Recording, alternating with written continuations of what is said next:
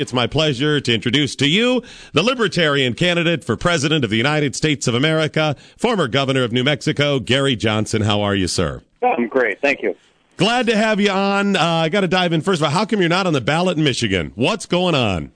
Some shenanigans, I guess, from the Secretary of State. I mean, the fact that I never was running as a Republican. I dropped out before any of that happened, and then we actually submitted a letter to the Secretary of State, which I believe she said she received 1 minute late. I don't know about you, but I don't know. That's wait a minute. 1 minute late? Yep, something like that. All right. I think, Gary, and listen, you've been in politics a long time. It does sound like some shenanigans. I mean, if people would like you, the establishment people for the Republicans, I have to believe, would prefer you not to be running. Do you think that's probably true? Well, where it's been tested, I take more votes away from Obama than Romney. So maybe you need to let the Secretary of State know that that's the case. Whatever side she is a Republican, I'm assuming. Yeah. She needs to know that statistically, I take more votes away from Obama. Really? That surprises me.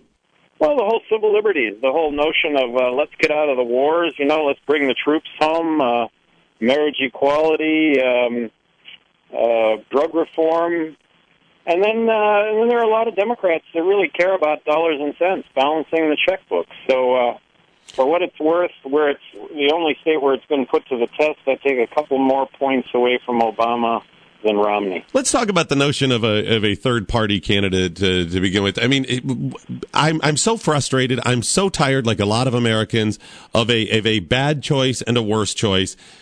How many times have we heard people say that it's the lesser of two evils, and still they go there and say, "Well, I've got to cast that ballot because I don't want that other guy to get in."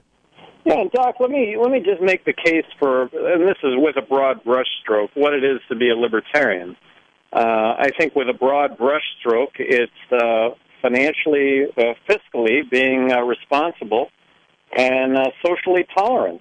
I fall in that category. I think most of America falls in that category. So imagine a libertarian president challenging Democrats when it comes to civil liberties. Let's repeal the Patriot Act. Let's bring about marriage equality. Let's get out of the war in Afghanistan, bring the troops home. Let's reform our drug laws. And then challenging the Republicans to spend less money. Look, you'll spend money just like Democrats. Put a blinder on. You can't tell who it is that's really in office. They both spend a whole lot of money. They both grow government. I'm going to offer up a prediction. Either one of them gets elected, government's going to be bigger and more intrusive 4 years from now. I'm with you. I think that's safe money. Let me get in on that bet, right? That's how we'll make some cash. You're absolutely right. I find it ridiculous. Paul Ryan's plan that so many of the Republicans have come out and supported now still grows the government and still deficit spends to the tune of billions, hundreds of billions. Well, his draconian budget is higher spending than Clinton. Come on, where's the starch when it comes to Republicans and the budget? There's none. There is none. And then where's the starch when it comes to Democrats and civil liberties? I mean, come on. I think we all care about this stuff. It's kind of like let's take the best of both parties. And so libertarian, and I think that's what the libertarians have always been about. The libertarians are celebrating their 40th anniversary this year. And if you go back 40 years, what was your general impression of the Libertarian Party? Kooky, perhaps, because that was the party that wanted to legalize drugs. Oh, you're right. Here it is right now. We're 50% of Americans supporting legalizing marijuana. Maybe the Libertarian Party deserves more credit for that. And I say credit because the reason there's growing support for legalizing marijuana is because more people are talking about the issue. And the more people talk about it, the better the issue becomes. Well, maybe people will be curious about what libertarians have been saying on these other topics over the last 4 years, like a balanced budget, like war, meaning Libertarian Party is the party of non-intervention. Do not involve our military unless we're attacked. and I think we've gotten way outside of those bounds. It's fiscally, for years we had people say, Democrats are tax and spend, which I agree with. The problem is the Republicans became cut and spend, which is just, so you still got a deficit, you're still spending, you're just not doing it.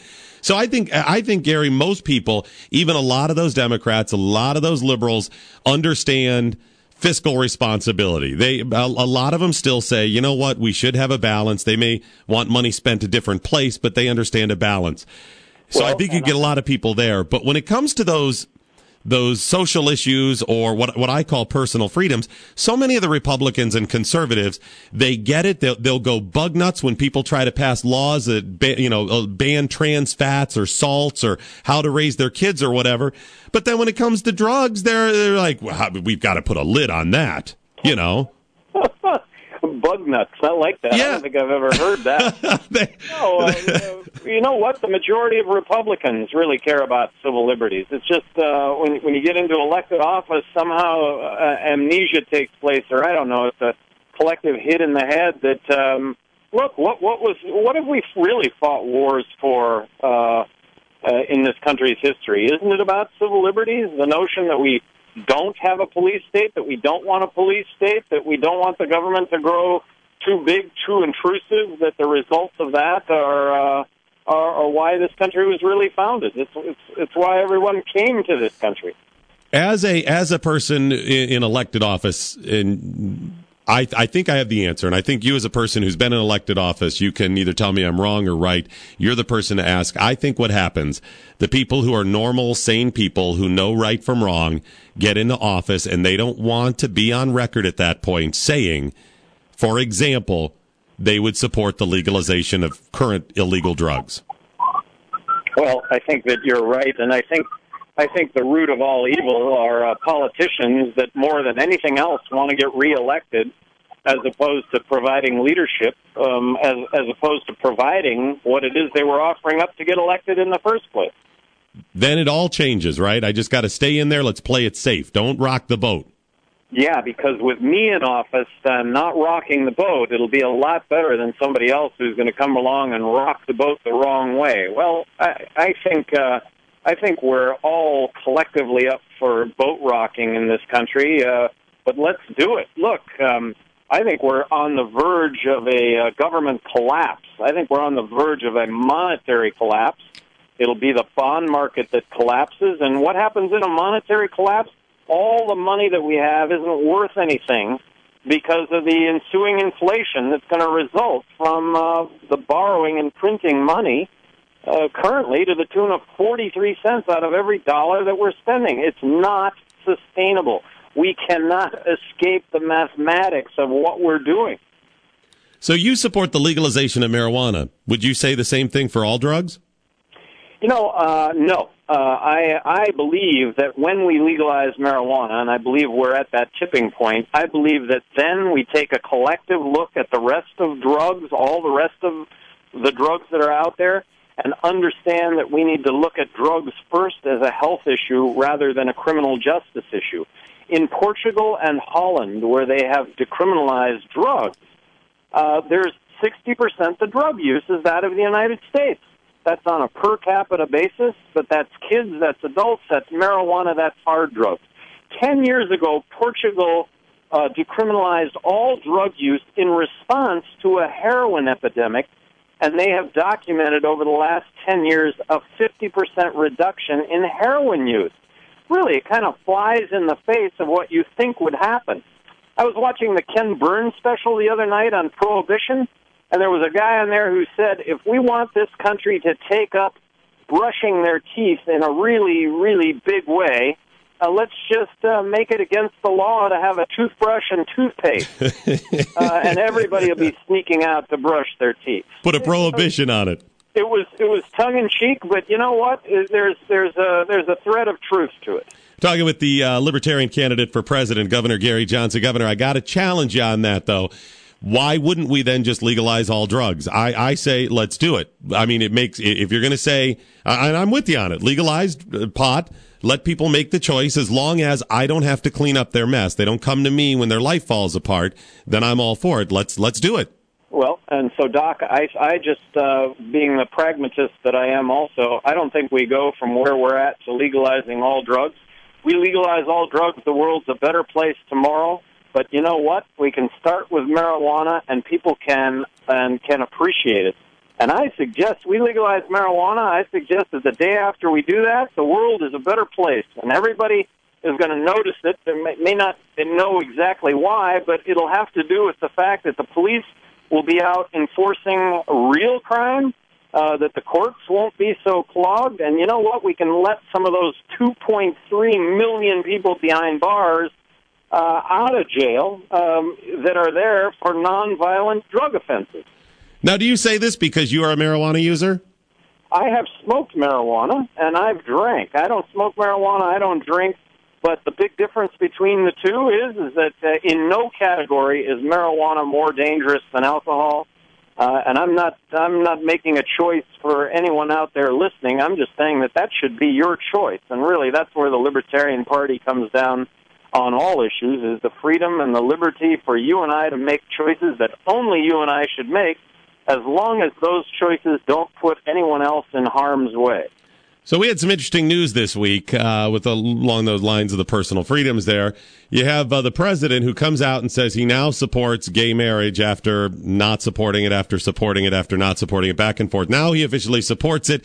And then the next day, news breaks from the Washington Post that Mitt Romney had bullied a gay kid here in Michigan back in 1965. Very interesting news.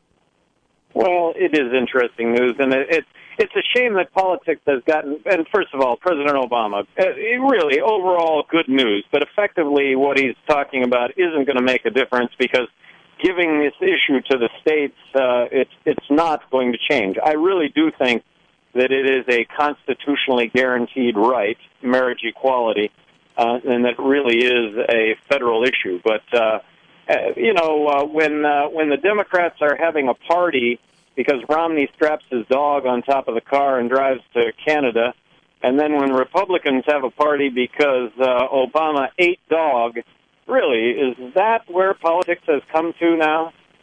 Well, and that's what we've got with both of these. You've got now Obama, harassed some people or was not a good guy growing up, and Romney, same thing. And then the dog thing, they both have dog issues in the past. You're right. It's just who can make the other one look worse. And how about balanced budget? How about balancing the federal budget today and make the difficult choices that goes along with that? How about getting out of all of our conflicts, get out of Afghanistan, bring the troops home? How about marriage equality? How about drug reform? There are a lot of issues out there that would really positively impact all of us. How about getting to those issues? And I do put the economy and balancing the budget right at the top of the list because we're not going to have a country if we don't address these problems. Greece, so much is being said about Greece. Greece is 160% of debt to gross national product. Wow. We passed 100%. We're 6 years from that happening. 8 years at the outset. We're Greece in 6 to 8 years. Talking with Governor Gary Johnson, Libertarian candidate for president. So you mentioned the conflicts around the globe. What does a Gary Johnson administration in the White House look like when it comes to foreign policy? What's your stance on foreign policy? Well, I take office. I'm going to declare peace. That's what I'm going to do. And I think one of the primary responsibilities of the President of the United States is to ascertain real threat, military threat against this country and protect this country from what is military threat. I'm just going to argue that perhaps that has not existed in my lifetime, and that right now we're engaged in a lot of places where we shouldn't be. So let's get ourselves out from conflict.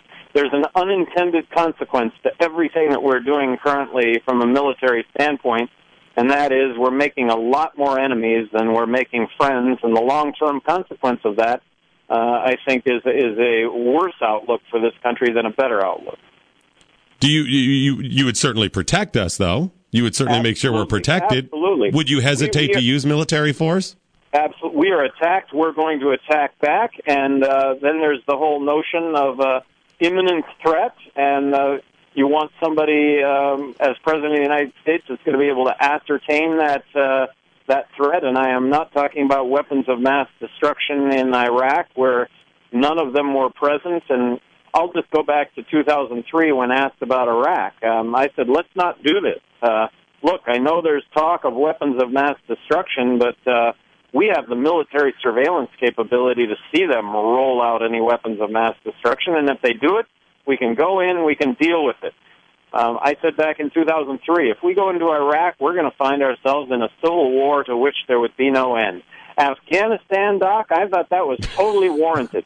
We were attacked, we attacked back, and after having been in Afghanistan for 6 months, we wiped out Al-Qaeda. We should have been out of Afghanistan 11 years ago. So what you're talking about is not being that policeman for the world. Not being the policeman for the world. And from a threat standpoint, I think the biggest threat to our national security is the fact that we are borrowing and printing money to the tune of 43 cents out of every dollar that we're spending. We need to live within our means, and if we don't do that, we're going to find ourselves without any protection at all. We're going to find ourselves without any health care at all. We're going to find ourselves without a government. We're going to find ourselves with a dollar that doesn't buy a thing. One of my hot button issues, and it's one of those that is just so common sense and basic. It frustrates me that people don't get it, and that is illegal immigration in America. You were the governor of a border state. You are on the front line of this. How come so many people get it wrong, Gary Johnson? Well, I don't know, but don't build a fence. Make it as easy as possible for somebody who wants to come into this country and work to get a work visa. Not a green card, not citizenship, but a work visa that would entail a background check and a Social Security card so that applicable taxes would get paid. Now, Doc, I'm advocating to throw out the entire federal tax system and replace it with the fair tax, the consumption tax. If we adopt a consumption tax in lieu of income tax and corporate tax and the IRS, abolish the IRS along with that, but if we do that, taxes will not be an issue for illegal, legal, visitor, U.S. citizen. Everybody's going to have to pay a one federal consumption tax. It'll be unavoidable. And then talking about drugs and drug violence on the border, all this is stemming from the prohibition of drugs. Look, these are disputes that are being played out with guns, not in the courts. And if we can't connect the dots between 40,000 deaths south of the border over the last 4 years and prohibition, I don't know if we're ever going to be able to do it. That's a really good point. All of the how many problems are caused because of that prohibition on drugs that certainly isn't working. Hey, you I just saw a blurb. You climbed Mount Everest? I climbed Mount Everest. I got to the top of the planet. I have a goal to climb the highest mountain on each continent. I've thought that would be a great way to see the planet, and I have 3 of those to go. Okay. So which ones do you have left? I have Aconcagua in South America. I have Karsten's Pyramid in Australasia, New Guinea, and then Mount Vincent in Antarctica. So what made you want to climb all the mountains? Just as a goal, something to do? Yeah, I read the 7 Summits when this would have been maybe 20 years ago. I read 7 Summits, and I just thought, wow, what a great way to see the planet. And for the 4 that I have climbed, I got to tell you, it's been a great way to have seen those continents. And one of the continents being the U.S., Mount McKinley in Alaska. But what a great way to see Alaska. That's pretty neat. That is. Takes a lot of drive and determination, so I appreciate that from you. Before I let you go, what can people do to get you, Gary Johnson, officially on the ballot here in Michigan for the Libertarian Party? Well, it may end up to be some sort of petition drive. We're challenging it right now in the courts. Any political pressure brought to bear at the Secretary of State's office is always welcome. A call that I'm not going to vote for you again unless you somehow come to your senses. Those kind of calls do have an impact. And I would love for those listening to get online and check me out, GaryJohnson2012.com. And you know what? This is, I'm going to say that a vote for me here really is going to, you're going to stick somebody in the office, me, that is going to doggedly pursue the agenda that I'm talking about. Now, certainly people can write you in if for some reason you don't end up on the ballot here. Right, but I believe I'm going to be on the ballot in all 50 states, and Okay. I believe there are only three candidates that are going to lay claim to that. So, if I were not to be on the ballot in Michigan, it might be the only state that I'm not on the ballot. All right. Well, we're going to keep on top of it. We'll do what we can. I think it's a good idea for as many people to be on the ballot if they can reach that standard. And normally I'm pretty critical about people who would sue or have a problem. They didn't get on the ballot and then they're frustrated because they couldn't reach the standard. This does not appear that. This appears like someone has given you a raw deal. This looks like political shenanigans rather than you just not reaching the standard that it takes to get on the ballot. Exactly. This is saying, look, you've reached a standard to get on the ballot as a Republican. We're not going to let you off that hook, when in fact we wrote the letter that we were obliged to write, and then apparently the Secretary of State determines who's on the ballot and who's not on the ballot in the first place. So I didn't ask for that. All right. Well, keep us posted. When you coming to Michigan? You making any plans? You out campaigning? Out campaigning, and I'll tell you what, the Libertarian State Convention in Michigan was terrific, so I hope to make it back to Michigan several times. Yes, please do, and when you do, let us know. We'll have you on the air here. We'll talk to you and find out how it's going, okay? Great. Hey, thank you very much for having me on today. Absolutely. It's Gary Johnson, former governor of New Mexico, and your Libertarian candidate for President of the United States if you're not in Michigan. No, I have battled. I got so ticked off when Rick Santorum and some others were frustrated that they were not going to be on the ballot. I think with Newt Gingrich as well in Virginia because they could not reach the standard. They didn't get enough signatures. The signatures were not collected by the right people. All of these. And I said, no, you shouldn't change state law. And you smaller government Republicans, wink, wink, should not be suing because you could not get on the ballot. It wasn't a flaw with the state. It was a flaw with those people not reaching those standards. This is not the case. Completely different situation here. No, exactly. And it's not because I like a lot of Gary's ideas. There's some things I didn't like as much that he had to say. I think his stance on illegals is a little bit off. I have no problem making it easy for people to come to America and work. I don't want the work visas. I say you become an American and you come here and work. I mean, that's the goal. So it's not that I, agree with everything he's saying, but when you look at it, that the standard was he had to, he couldn't be on because he was a Republican candidate. Well, he wasn't officially on the ballot, number one. And there is a precedent where they didn't enforce this same thing. At least 2 times before. Right, at least 2 times before. And then she says, you missed it by 1 minute? What do you, come on, seriously? A minute? If she said you missed it by an hour, a day, or something like that, a minute? This is all very sketchy. And as I said before, we know that the Republicans and Democrats have a vested interest that they have joined forces at times to keep any third-party candidate out. The irony is the Republicans were a third-party candidate once upon a time. Remember those Whigs? Yeah, Republicans were a third-party candidate. We're going to get some of your calls coming up. 248-356-1270, 248-356-1270. Would you vote for a third-party candidate? Do you like Gary Johnson? Do you like the Libertarian idea? Is that the approach we need?